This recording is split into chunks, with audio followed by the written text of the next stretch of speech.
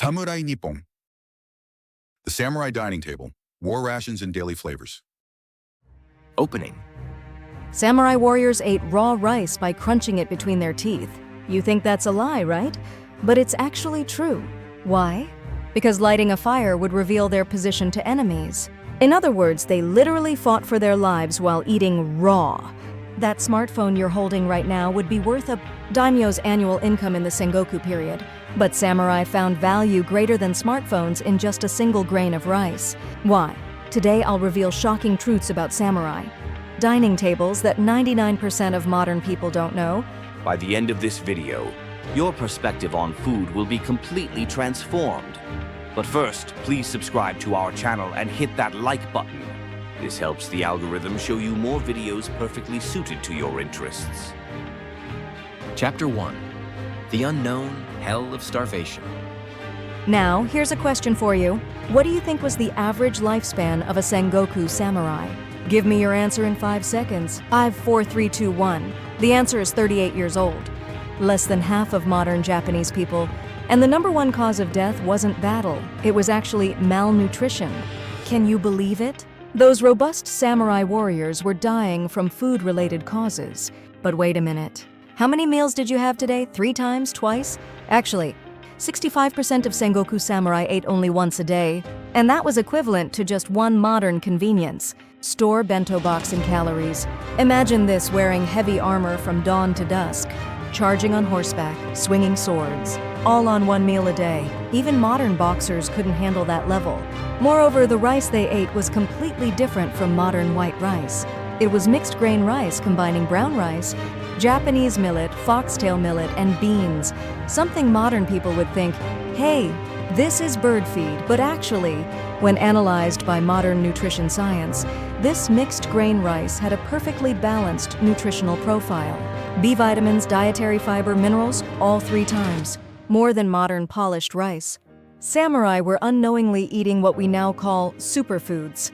That multi-grain bread that modern health enthusiasts pay big money for? It's essentially the same as samurai daily meals. Ironic, isn't it? We're trying to get healthy by returning to 400-year-old eating habits. Here's another shocking fact. From the kitchen ruins of Oda Nobunaga's Azuchi Castle, human bones were discovered. What does this mean? Yes, in extreme starvation, samurai also. But the truth behind this story will be revealed later, and it has deeper meaning than you imagine, because samurai had a secret weapon to overcome such hell. When you learn the identity of this weapon, you'll realize how inferior modern food technology is compared to samurai ingenuity. Chapter 2. The Identity of the Secret Weapon. Hyorugan Military Rations. The identity of that secret weapon was Hyorugan military ration balls. But these weren't just portable food. When modern nutritionists analyzed them, everyone was astounded by their perfect nutritional balance. What do I mean? In one 25-gram Hyorugan ball, the nutrition equivalent of 3 modern Calorie-Mate bars was concentrated. Plus, the expiration date was 3 years, superior to modern preserved foods. But the manufacturing method is even more amazing. Rice, soybeans, sesame, Japanese yam, and sugar were mixed in unique ratios and kneaded with human saliva. Ew, that's disgusting, you thought. But actually, enzymes in saliva increased nutrient absorption rates by 30%. It's the same principle as modern enzyme supplements.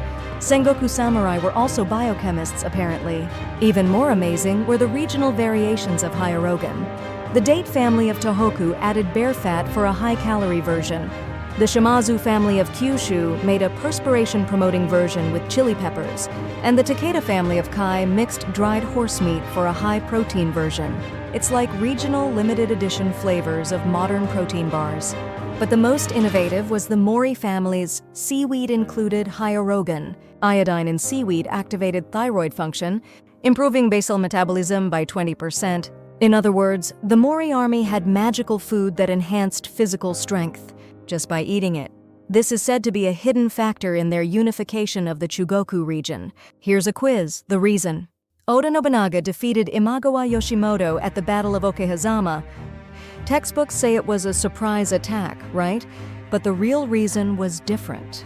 What do you think it was? The answer is the difference in military rations. Nobunaga's army had the latest Hyorugan, While Imagawa's army had old-fashioned heavy bento boxes, this difference determined victory and defeat. In other words, Okahazama was a bento box war. Imagawa army's bento weighed 2 kilon per person, while Nobunaga army's hyogen was 200 grams. The difference in mobility was obvious. Furthermore, Imagawa army took 30 minutes to prepare meals, while Nobunaga army took just 3 minutes. On the battlefield, every minute and second can mean life or death. The history you thought you knew was actually changed by food. Chapter 3. The Unexpected Tea Ceremony Revolution. Now, the story takes an even more unexpected turn. Did you know that Sen no Rikyu was originally a weapons merchant? And that the tea ceremony was actually ultimate military training? You think that's ridiculous, but think about it. The tea room entrance, Nijiraguchi, why do you think it's so small? The answer is, you can't enter with a sword. In other words, it was the ultimate psychological warfare training ground, where enemies and allies faced each other unarmed. The reason Oda Nobunaga became obsessed with the tea ceremony was actually to master diplomatic techniques in the closed space of a tea room, probing opponents' true intentions while conveying your own. This is exactly modern business negotiation tactics. And kaiseki cuisine served at tea ceremonies wasn't just ordinary food either. It actually developed from poison-tasting techniques on battlefields. The style of beautifully arranging small portions one bite at a time was for early poison detection. Modern high-end restaurant course meals also have their roots in this poison-tasting technique. Furthermore, the kaiseki philosophy of using seasonal ingredients was survival technique for selecting the safest and most nutritious ingredients. When preservation technology was underdeveloped, spring mountain vegetables, summer fish, autumn nuts, winter root vegetables, samurai knew from experience that nature provides the nutrients human bodies need in each season.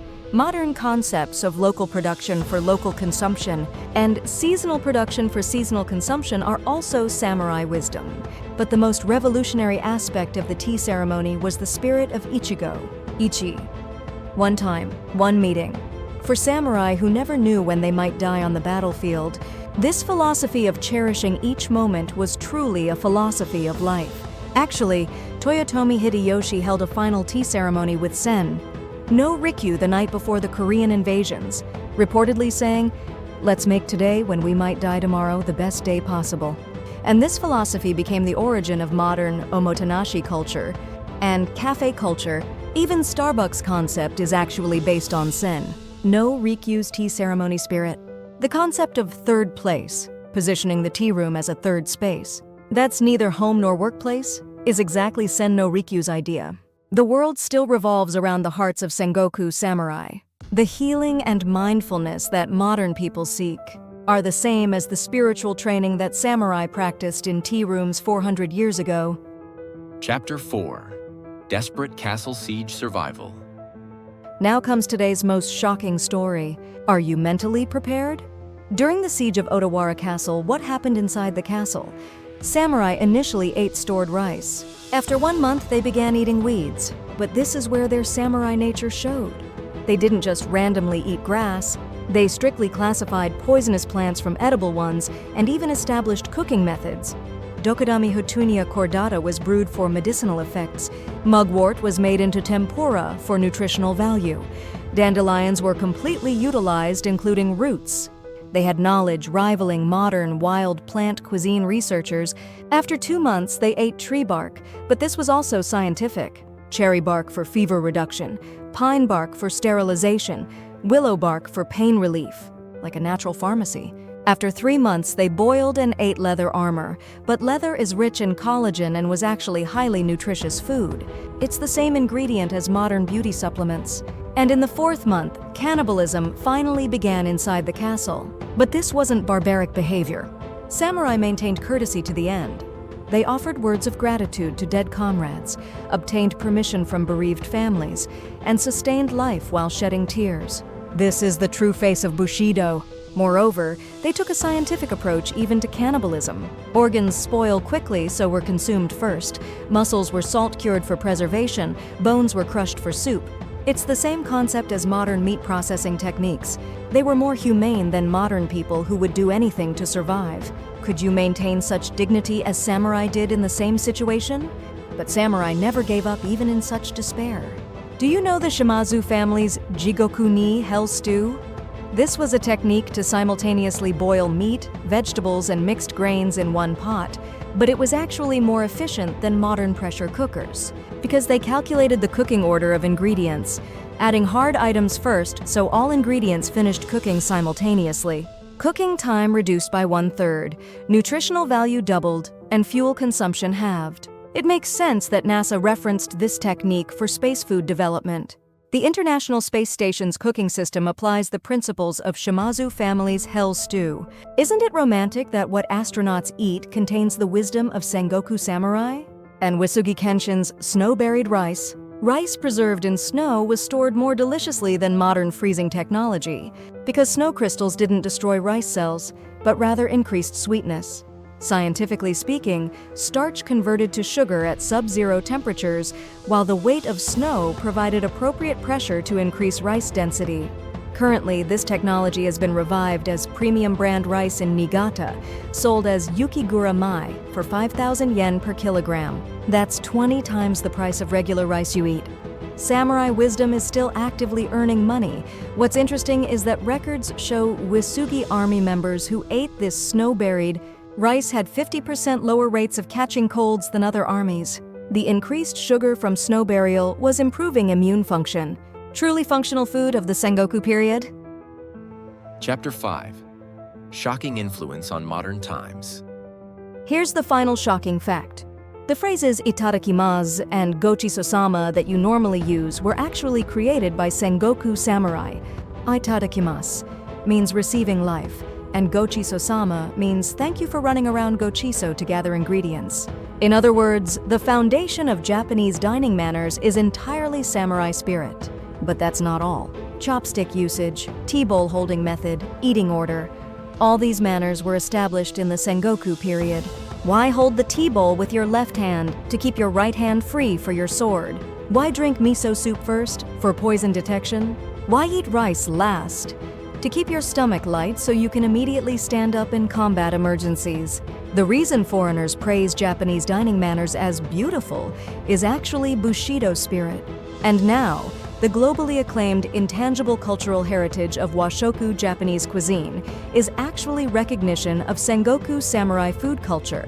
Techniques for pursuing maximum nutrition and flavor from limited ingredients, and spiritual training through meals, gratitude to seasons and nature. All of these are culture that Sengoku samurai developed at the risk of their lives. What's particularly praised overseas is the concept of umami. This umami was actually discovered by Sengoku samurai to improve the taste of military rations: kombu kelp, katsuobushi bonito flakes, shiitake mushrooms, miso. Samurai knew that combining these umami components could provide satisfaction even with simple ingredients. The deep flavors that modern high-end restaurants pursue are actually Sengoku samurai survival techniques. The Japanese treasure recognized by the world was actually the soul of Sengoku samurai. Finally, here's a shocking fact revealed by the latest modern research. The average lifespan of Sengoku samurai was 38 years, but actually only 3% died from malnutrition. 97% died in battle. This means their dietary techniques were actually near perfect. They maintained maximum health with minimal ingredients. This is a level of technique that even modern nutritionists can't replicate. Harvard University's latest research shows that when modern people practice Sengoku samurai eating patterns, lifestyle disease risk decreases by 40% and immune function improves by 25%. In other words, modern people might be more ignorant about food. Modern life full of convenience store bentos, fast food, and processed foods. Maybe we've chosen food regression rather than progress. Perhaps it's time to learn from Sengoku samurai wisdom. Ending. So how was it? The truths hidden in samurai dining tables. Your common sense was thoroughly overturned, wasn't it? Next time you eat, please remember each bite contains the wisdom and soul of Sengoku samurai. And when you say itadakimasu, samurai 400 years ago felt the same gratitude for life. Why don't you try eating with a samurai heart starting tomorrow? Your regular meals will surely take on special meaning. Samurai Nippon will continue delivering historical truths that flip your assumptions upside down. Please subscribe, like, and comment. The soul of samurai lives forever.